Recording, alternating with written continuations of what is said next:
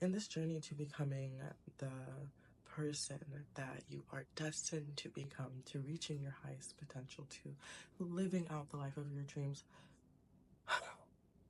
there's a lot of resets because it is just that, it is a journey. And I constantly have to remind myself progress over perfection. A lot of the times that I'm feeling gross and icky and like I'm not getting anywhere and I'm so overwhelmed with all the things that I need to do and how much further I have to go. Sometimes you can't help it, you do have that glass half empty perspective.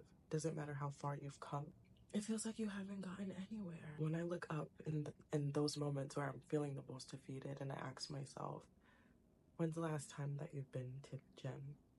How nutritious of meals have you been eating? Are you drinking your water? Most of the time, by the time I look up, it's been a couple days, it's been a few days, and before I realized it, I've fallen off of my routines. No wonder I feel like shit. But it comes to having some type of grace and acceptance and understanding and just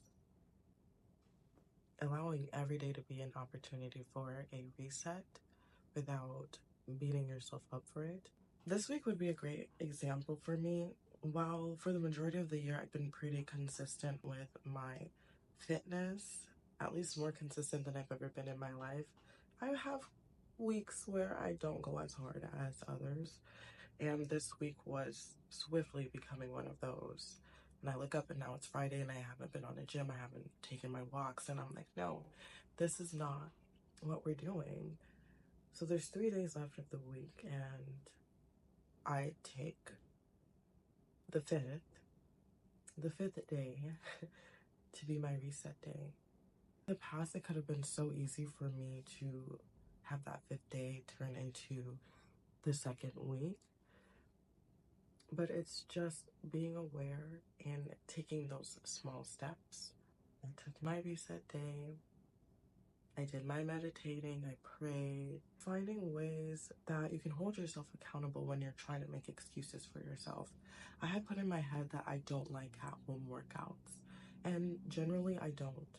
It's just not as comfortable. I don't look at my home as a place that I want to work out, but I had to reframe that in my head and figure out a way that I could basically trick myself into working out at home. Worst case scenario, if I don't want to go to the gym, if I don't want to go to a class, I can put on something on the TV and get my 20-minute workout in. So the way I tricked myself is, okay, I don't like to work out in my home, but I sure do like to dance in my home. And so I found some YouTubers online that make really fun workout videos that don't really feel like you're working out. They have higher intensities. Some of them is dancing.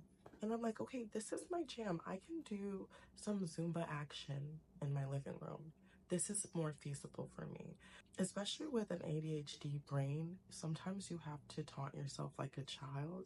And essentially that's what I had to do this morning to kind of snap me out my funk. And immediately I feel so much better than I have had this whole week. When you're in this fog, it doesn't feel like it's as simple as taking a shower, praying, meditating, and getting a 20-minute workout in, which all you can get done within an hour.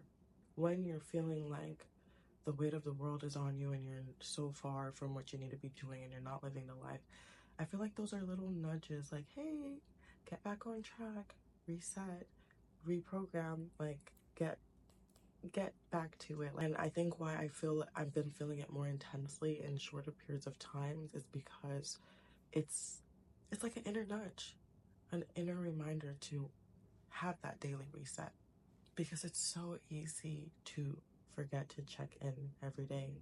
You can be doing it every day for 90 days, and I don't know if it's just me and my ADHD brain, but it's so easy to fall off, which is why I am on this journey of prioritizing progress over perfection, because a mindset of perfection would have said, okay, this week is no good, let's try again next week. A mindset of perfection could easily lead to sabotaging those 3 days because you feel like the week is already spoiled and you have to wait for the following one. Something that I've done so much in the past, and weeks turn into months. So that is the habit that we're actively breaking. And I guess this is just a reminder that a daily reset is still progress.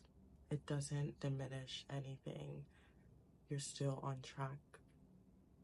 In fact, it's absolutely necessary to get to where you want to go, to get through these changes. I hope that everybody is having a lovely, fabulous week, into a great weekend. It is November 1st. We are harnessing this new moon energy. There's always a perfect opportunity to decide, okay, this is the day that we're turning things around. This is the day that I'm meeting her. Who's her? That girl that you're destined to be.